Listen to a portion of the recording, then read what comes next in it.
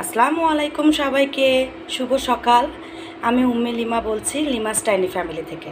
আজকে ঝটপট একটা নাস্তার আইটেম দেখাচ্ছি। কোনো দিকে কোনো অঞ্চলে এটাকে বলা হয় চাপটি পিঠা, দই পিঠা, কিংবা কেউ খোলাজা পিঠাও বলে।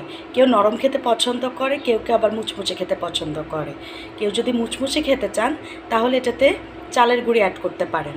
আমি চালের গুঁড়ি অ্যাড করিনি, আমি ময়দা, একটু সুজি, 1 কাপ ময়দার সাথে 2 চামচ সুজি নিয়েছি, কাঁচামরিচ, পেঁয়াজ, লবণ, হালকা শুকনা মরিচের গুঁড়া, হলুদ আর একটু পানি দিয়ে, জাস্ট নর্মাল পানি দিয়ে 10 মিনিটের মতো করে একটু রেস্টিংয়ে রেখে দিয়েছিলাম। এখন আমি এটা তেলের মধ্যে হালকা একটু ফ্রাই প্যানে তেল দিয়ে আমি এটা বানিয়ে নিচ্ছি।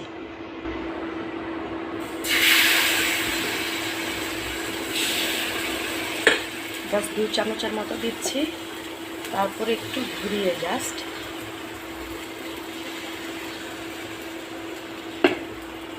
এবার আমি জোরে আগুনের মধ্যে চাপটিটি রেখে দিচ্ছি একটু মুচমুচে হওয়ার জন্য।